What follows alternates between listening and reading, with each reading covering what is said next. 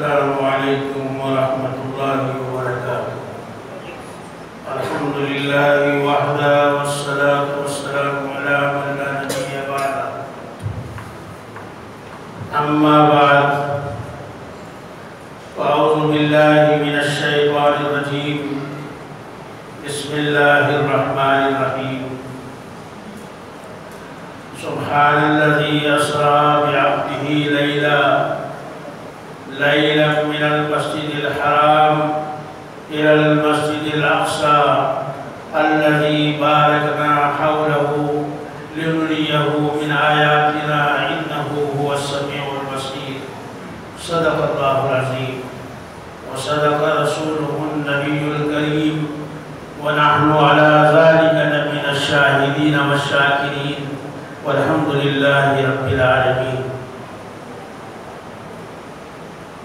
بزرگان محترم، نوجوانان اسلام اور عزیز طلبہ، یہ مبارک مہینہ ہم سب جانتے ہیں کہ ماہ رجب کا عربی مہینہ کہلاتا ہے، اور اس مہینے کو یہ شرف حاصل ہے کہ اس مبارک مہینے میں امام الانبیاء، محبوب کبریاء، شفیع المذنبین احمد مصطفیٰ حضرت محمد مصطفیٰ، زور سے کہیے صلی اللہ علیہ وسلم کو معراج عطا ہو۔ بعض لوگ معراج کے تعلق سے یہ جانتے ہیں اور عقیدہ ہے کہ حضور علیہ السلام کو معراج جسمانی طور پر نہیں ہوئی، بلکہ روحانی طور پر آپ کو خواب میں معراج ہوئی ہے۔ یہ بات صاف ہو جاتی ہے، قرآن اس کو کہہ رہا ہے سبحان پاک ہے وہ ذات، کون؟ جو تمام عام قوانین سے پاک ہے، یعنی اللہ تبارک و تعالی دنیا کے کسی اسباب اور ذریعے کے محتاج نہیں ہیں۔ مجھے اور آپ کو اگر سیڑھی پر چڑھے بغیر چھت پر پہنچنا ناممکن معلوم ہوتا ہے، یا اس سے بھی اوپر اگر جانا ہے تو آج کے زمانے میں لفٹ ہے، بغیر لفٹ کے آدمی 10 20 50 منزل تک نہیں جا سکتا۔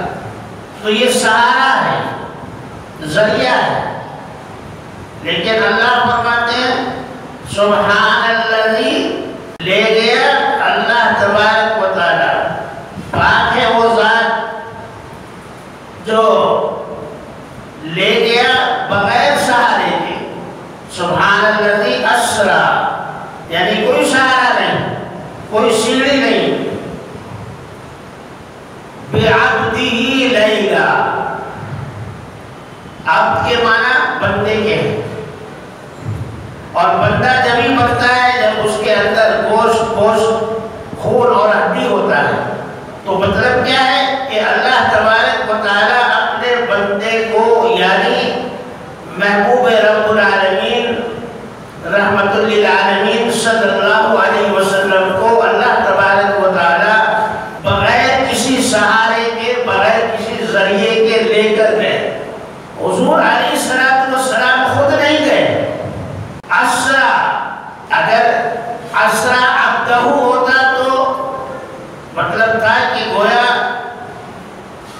حضور اکرم صلی اللہ علیہ وسلم سیڑھی کے ذریعے گئے، لیکن یہاں اسرا بعبدہ، لے گئے اللہ تعالیٰ۔ اللہ تعالیٰ لے جا رہے ہیں، لے جانے والے اللہ تعالیٰ ہیں، اور جب اللہ تعالیٰ لے جائے تو کسی سہارے کی ضرورت نہیں۔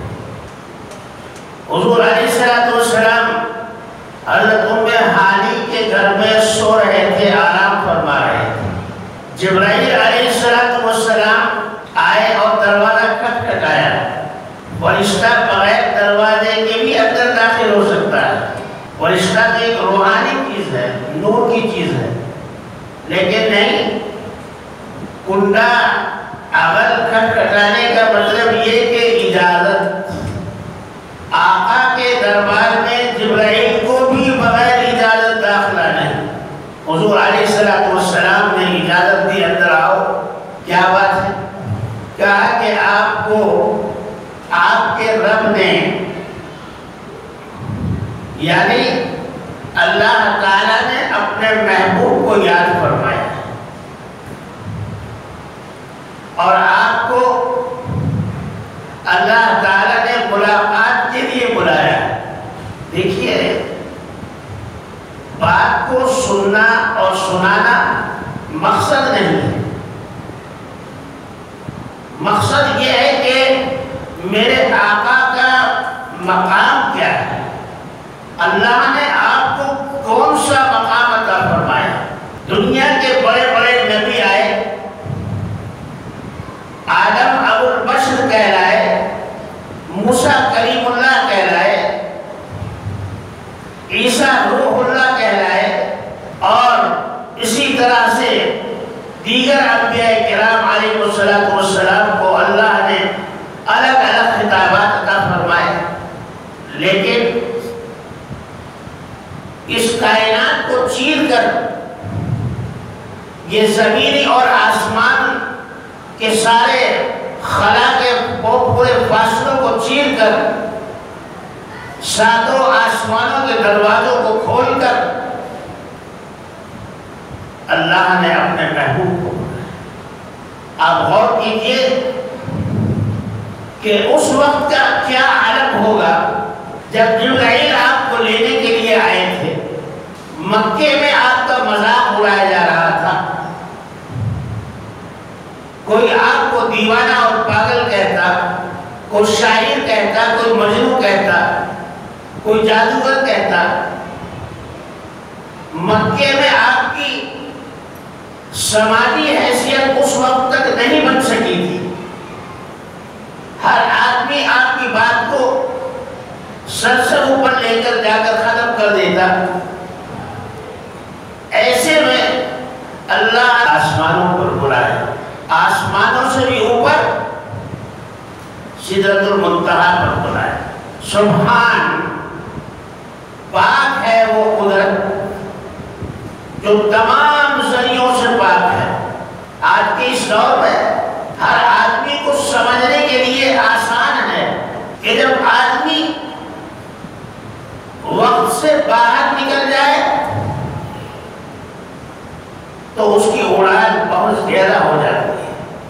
زمان و مکان اور وقت، یہ پوری کائنات ہماری زمان و مکان اور وقت کے تابع ہے. یہاں وہی وقت ہوگا جو وقت یہاں سب کے لیے ہے. آپ یہاں سے اوپر چلیے، چاند پر جائیے تو 15 دن کی رات اور 15 دن کا ایک دن ہو جائے، اور اس سے اوپر جائیے تو پھر آپ کا وزن کم ہو جائے گا، 100 کلو کا 10 کلو رہ جائے گا. زمین کی جو کشش ہے وہ ختم ہو جائے گی، اور اس سے اوپر بھی جائیں گے تو پھر جو ہے آپ کا جو یہ وقت ہے، یہاں جو گھڑی بتا رہی ہے کہ 1:15 بج رہا ہے، یہ وقت ختم ہو جائے گا. وہاں کا وقت الگ ہے. اس کائنات سے، اس دنیا سے وہاں کا وقت الگ ہے. حدیث پاک میں آتا ہے کہ جس آدمی نے کبھی داڑھی نہ مڑائی ہو اور جب سے داڑھی آئی ہو، جب سے اس نے رکھی ہو، جب اس کو قبر میں دفنایا جاتا ہے تو اللہ تعالیٰ اس کے لیے ایک حور بھیجتے ہیں جس کے گلے میں ایک عجیب و غریب سچے موتیوں کا ایک ہار ہوتا ہے. وہ آ کر اس کو سلام کرتی ہے اور کہتی ہے کہ اللہ تعالیٰ نے مجھے آپ کے لیے بنایا ہے. اس کے بعد وہ قبر والا جو ہے اس کے گلے میں پہنے ہوئے ہار کو چھوتا ہے تو وہ چھوتے ہی ٹوٹ جاتا ہے. اب یہ دونوں جو ہیں اس ہار کے موتیوں کو اکٹھا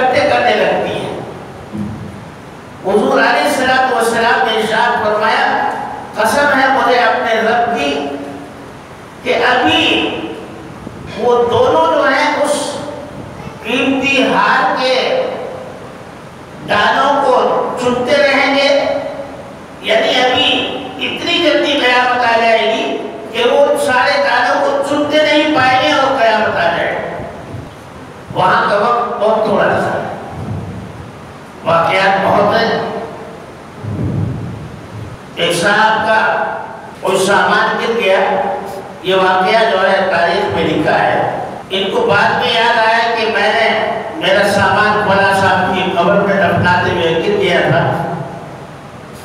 اب وہ قبر کھودنے کے لیے، وہ سامان حاصل کرنے کے لیے قبر کھودی تو اندر دیکھا کہ بہت بڑا میدان ہے، اور وہ صاحبہ جن کی قبر انہوں نے کھودی تھی، نماز جنازہ میں شریک ہوئے تھے، وہ وہاں دور ایک محل ہے اس تخت پر بیٹھی ہے۔ تو انہوں نے کہا کہ بھائی میرا سامان رہ گیا تھا آپ کے پاس، کہا کہ ہاں لو لے جاؤ۔ اور بڑھیا نے کہا کہ تو جلدی سے جاؤ، ایسا نہ ہو کہ وہاں تو بہت زمانہ گزر جائے گا۔ اب یہ 2-4 منٹ کے بعد جو باہر آیا سارا زمانہ بدل گیا۔ لوگوں نے کہا بھائی کہاں سے آئے ہیں آپ کا لباس تو عجیب ہے، ہم نے تو ایسا لباس کبھی نہیں دیکھا۔ انہوں نے کہا ارے بھائی میں یہیں کا تو رہنے والا ہوں، فلاں سرائے میں میں ٹھہرا تھا۔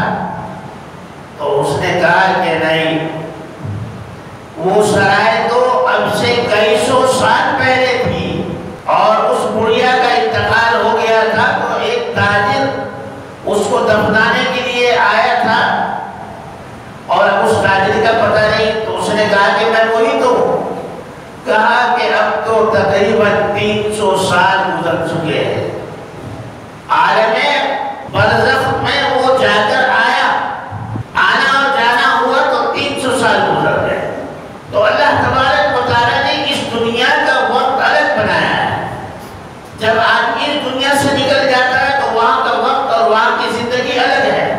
تو حضور علیہ السلام کو حضرت جبرائیل علیہ السلام نے پیغام دیا اللہ تبارک و تعالیٰ کی طرف سے۔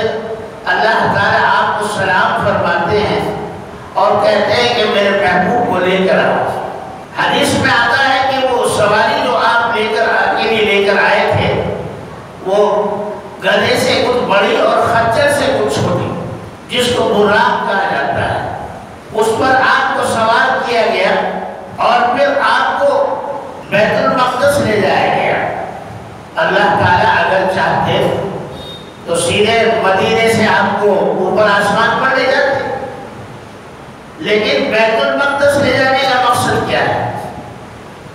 بیت المقدس لے جانے کا مقصد یہ ہے کہ اس بیت المقدس کی طرف جو آپ منہ کر کے نماز پڑھ رہے ہیں، اب یہ بیت المقدس بھی یہ حرم بیت اللہ شریف کے تابع ہے۔ اب اس کا تعلق بھی وہاں سے ہو گیا ہے۔ حضور علیہ السلام کی سواری کو ایک پتھر سے باندھ دیا گیا، اس میں سوراخ تھا، اس میں باندھ دیا گیا۔ حضور علیہ السلام اندر تشریف لے گئے۔ اس سے پہلے جو بیت المقدس کے خادمین تھے انہوں نے مین گیٹ بند کرنا چاہا تو بند نہیں ہوا۔ مستری کو بلایا، اس نے کہا ایسا لگتا ہے کہ اوپر چھت کا اور دیوار کا اس پر وزن پڑ گیا ہے، اس لیے یہ بند نہیں ہو رہا ہے، صبح کو صحیح کر لیں۔ اس وقت کے جو پادری تھے انہوں نے کہا کہ نہیں، میں نے حساب لگایا ہے کہ آج کی اس رات میں امام الانبیاء حضور علیہ السلام بیت المقدس آنے والے ہیں، لہذا دروازہ ان کے لیے کھلا رکھا۔ بعد میں وہ پادری مسلمان ہو گئے۔ حضور علیہ السلام اندر تشریف لے گئے تو دیکھا 1,25,000 انبیاء علیہ السلام موجود ہیں اور صفیں لگی ہوئی ہیں۔ جبرائیل نے اشارہ کیا کہ کھڑے ہو جاؤ امامت کی نماز کے لیے، سب کھڑے ہو گئے۔ اب دیکھ رہے ہیں کہ امامت کون کرائیں گے۔ جبرائیل علیہ السلام نے آپ کا دست مبارک پکڑا اور فرمایا کہ اللہ نے یہ مقام آپ کو دیا ہے، اس لیے آپ سارے نبیوں کو نماز پڑھایا ہے، اسی لیے میرے آقا کو آج امام الانبیاء کہا جاتا ہے۔ نماز پڑھوانے کا مقصد کیا تھا؟ پڑھوانے کا مقصد یہ تھا کہ جتنی شریعتیں دوسرے نبی لے کر آئے تھے، جتنے قوانین دوسرے نبی لے کر آئے تھے، آج سے وہ سارے قوانین ختم ہیں، اور یہ نبی اور ان کے قوانین، ان کی شریعتیں حضور اکرم صلی اللہ علیہ وسلم کے تابع ہیں۔ یہ معراج کا مقصد ہے۔ اللہ تعالیٰ نے انبیاء علیہ السلام کو آپ کے اعراج میں جمع فرما دیا اور بتا دیا کہ میرے محبوب کا یہ مقام ہے۔ صبح میں وہ دروازہ صحیح ہو گیا،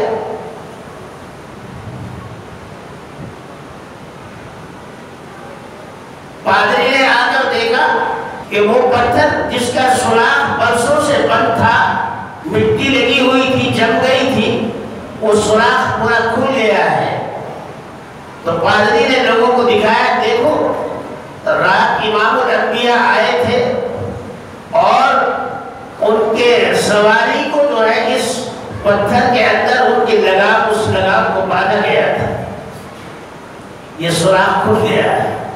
یہ اس بات کی علامت ہے کہ رات اس پتھر کو استعمال کیا گیا آپ کی سواری کے لیے، پھر آپ کو وہاں سے مدینہ منورہ لایا گیا براق کے ذریعے۔ حضور علیہ السلام نے فرمایا، اے جبرائیل یہ کیا ہے، کون سا مقام ہے؟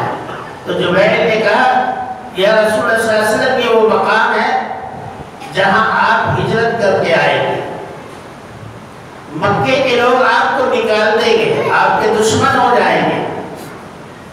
حضور صلی اللہ علیہ وسلم کو تعجب ہوا کہ مکے والے مجھے نکال دیں گے، کہ کہاں؟ ہاں آپ کو نکال دیں گے اور آپ کو یہی بسنا ہے، یہی رہنا ہے۔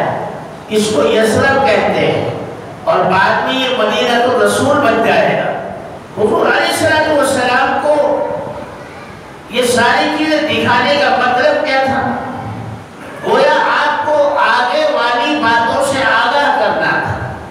اب حضور علیہ السلام کے لیے دوسری سواری لائی گئی جس کو رف کہتے ہیں، رف جس کا سورہ رحمان میں ذکر ہے۔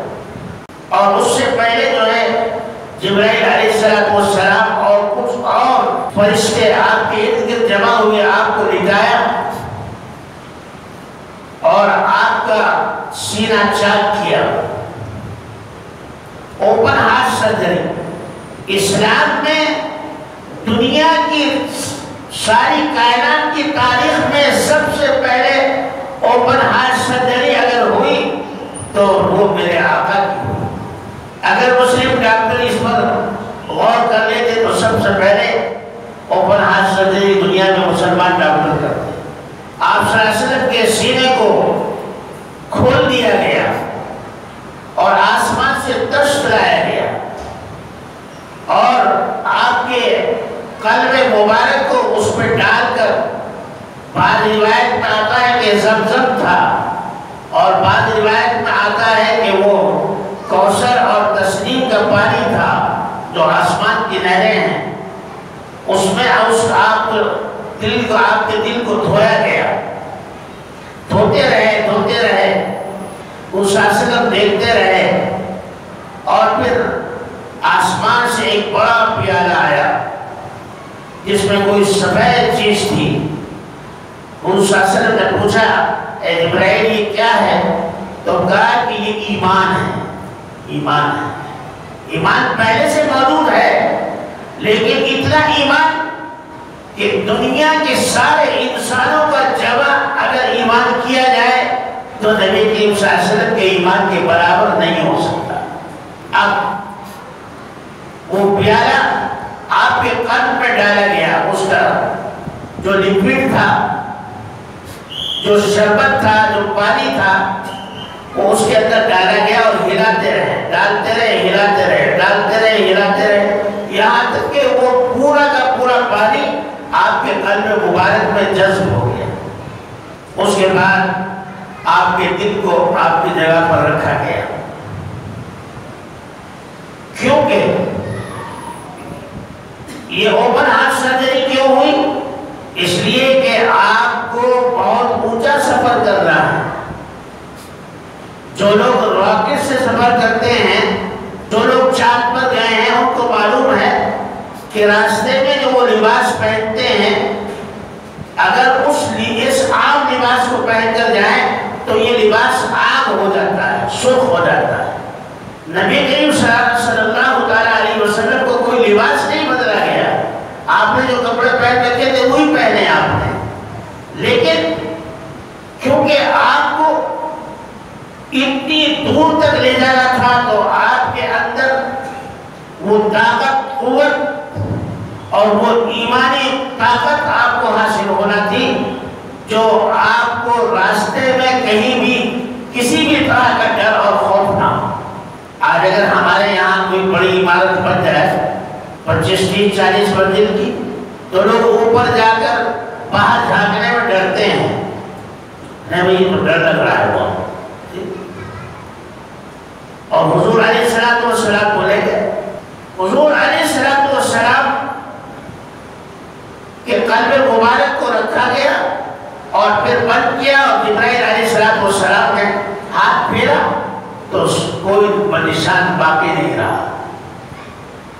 ہمارے یہاں تو اوپن ہارٹ سرجری ہوتی ہے تو ساری عمر نشان رہتا ہے کہ صاحب یہ اوپن ہارٹ سرجری. یہ بات یاد رہے کہ نبی اکرم صلی اللہ تعالیٰ علیہ وسلم کا جو یہ سفر تھا، یہ خالصتاً جسمانی سفر، روحانی سفر ہے. آپ کے کپڑوں کے ساتھ، آپ کے جسم کے ساتھ آپ کو عرش الہی تک لے جائے گا، اور آپ ساتوں آسمان سے ہو کر، ساتوں آسمان کا انشاءاللہ اگلے جمعہ میں عرض کروں گا، وقت نہیں ہے، سدرۃ المنتہا پر آپ کو لے جایا گیا جہاں جبرائیل علیہ السلام کی انتہا ہے. سدرہ کہتے ہیں درخت کو، بیری کے درخت. حضور اکرم صلی اللہ علیہ وسلم نے ارشاد فرمایا کہ اس کے درخت کے پتے اتنے ایسے تھے جیسے ہاتھی کے کان ہوں. اور دوسری روایت میں فرمایا کہ ایک ایک پتا اتنا بڑا تھا کہ تا حد نظر ایک ایک پتا تھا. اور دنیا میں جتنے آدمی آتے ہیں اتنے پتے اس پر رہتے ہیں، اور ہر آدمی کے نام کا ایک پتا ہے. جبرائیل علیہ السلام نے وہاں ملاقات کرائی حضرت اسرائیل سے. بڑے باروں میں صاحب بیٹھے ہوئے ہیں اور پوچھا کہ یہ کون نے؟ کہا کہ اسرائیل جو روح قبض کرتے ہیں، اتنے مصروف ہیں کہ ان کو فرصت نہیں. اس صلی اللہ علیہ وسلم نے سلام کیا، آپ صلی اللہ علیہ وسلم کے سلام کا جواب دیا اور فرمایا کہ مرحبا اے آخر النبی، اور یہ کہہ کر پھر اپنے کام پہ لگے. ان کو فرصت نہیں ہے. جب کسی آدمی کی موت آتی ہے تو وہ پتا جو ہے جھڑ جاتا ہے. اب اس پر پورا ایڈریس، کہاں رہتے ہیں، کس جگہ پر رہتے ہیں، کتنی عمر ہے، کس کے باپ اور کس کی کون سے ماں باپ سے ہے، کون سی بستی میں ہے، کون سے شہر میں ہے، وہ سب اس پر لکھا ہوا ہے. ملک الموت جو ہے خود آتے ہیں یا اپنے دوسرے لوگوں کو بھیج کر روح قبض کرا ہے. ہم یہ سوچتے ہیں کہ ملک الموت جبھی آتے ہیں جب کسی کی موت کا وقت ہوتا ہے. ایسا نہیں. نبی کریم صلی اللہ تعالیٰ علیہ وسلم نے ارشاد فرمایا، جس کو علامہ سیوطی رحمۃ اللہ علیہ نے لکھا ہے کہ ملک الموت دنیا کے ہر گھر میں 5 مرتبہ جھانک کر دیکھتے ہیں، ایسے کہ کوئی آدمی اس میں آنے والا تو نہیں ہے. 5 مرتبہ روزانہ، جیسے اگر کچھ دانے ہماری ہتھیلی پر رکھ دیے جائیں، سرسوں کے دانے یا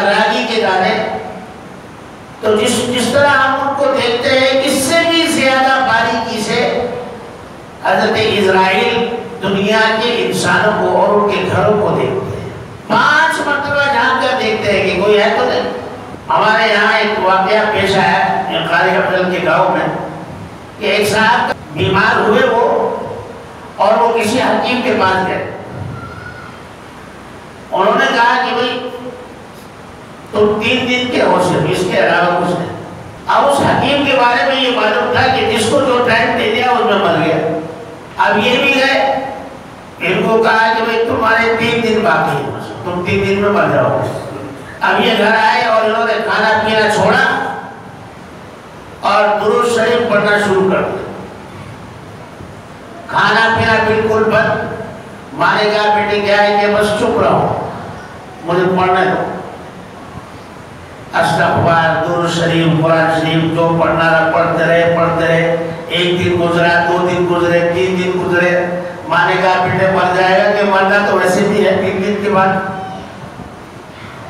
اب پڑھتے رہے یہاں تک کہ 3را دن شروع ہو گیا۔ اب ان کو معلوم تھا کہ بھئی آج تو 3را دن، آج تو مر جائیں گے۔ اچانک نیند آ گئی تو انہوں نے دیکھا کہ 2 آدمی آئے اور ان کے ہاتھ میں ایک پتا ہے۔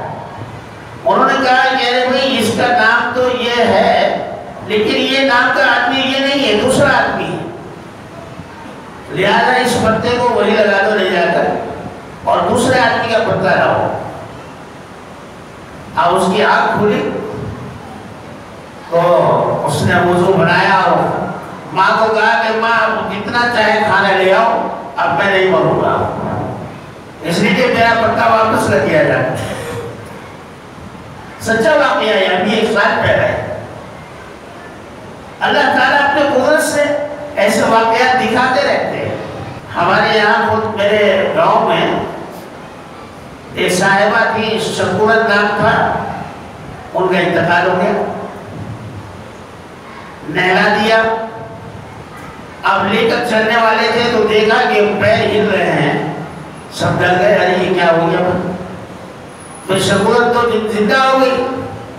اب وہ تھوڑی دیر اٹھ کر بیٹھ گئی۔ کہا کہ کیا کر رہے ہو؟